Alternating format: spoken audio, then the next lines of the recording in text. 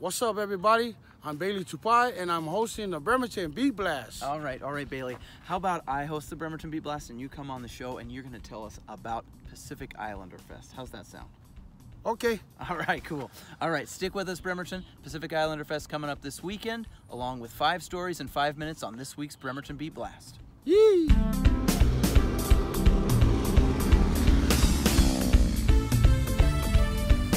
Welcome back to this edition of the Bremerton Beat Blast, sponsored by the Admiral Theater.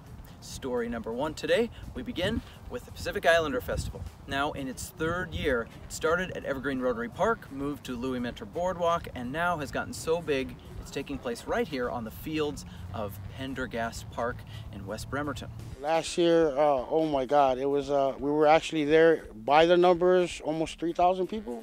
And everybody loved it. So Pendergast, basically, families can come out with blankets and bring everybody, the kids, and a little pop-up tent, so there's more room, more space for everybody to enjoy the festivity that day. Story number 2 today, about 4,000 people in the downtown Bremerton and Manette areas lost power this last Thursday, rather mysteriously. It's not an area known for losing power, but Puget Sound Energy officials say that an errant Mylar balloon actually floated into some high transmission lines not far from Evergreen Rotary Park and a substation that was installed in 2009 at a cost of $10 million. Now PSE officials are looking into the cause of why the outage became so widespread and was not isolated to the area where the balloons hit the transmission lines. Their investigation continues. Story number 3, you won't be crossing the Manette Bridge in a car this week. That's because the Washington State Department of Transportation is putting down a new epoxy seal that will help extend the bridge's lifespan.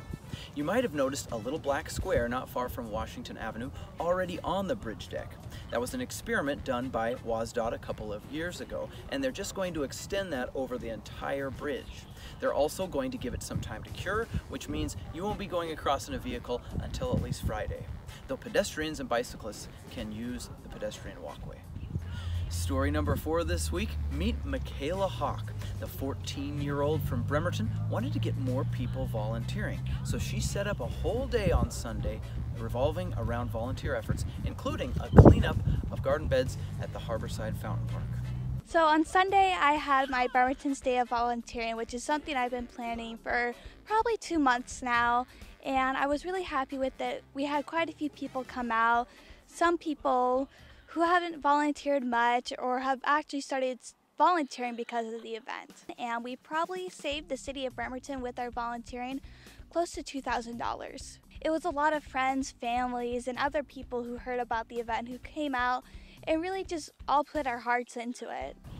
And finally, story number 5, what's on tap for your weekend, brought to you by Silver City Brewery Tap Room. If you've ever felt like flying around in a plane at your local airport, now's the time to do it.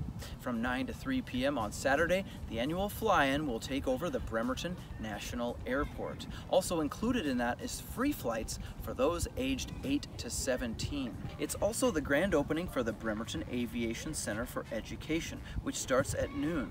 The center aims to bring in new and young pilots. A Boeing analysis confirmed that we need about 2 million more people in aviation by the year 2035. That's our show for this week, Bremerton. Here's hoping the smoke is gone by midweek, as the forecasters are anticipating, and we have a beautiful weekend ahead of us, including maybe a little bit of rain. How's that sound, Bailey? Blessings, blessings. All right, sounds good to me. We'll see you around town, Bremerton.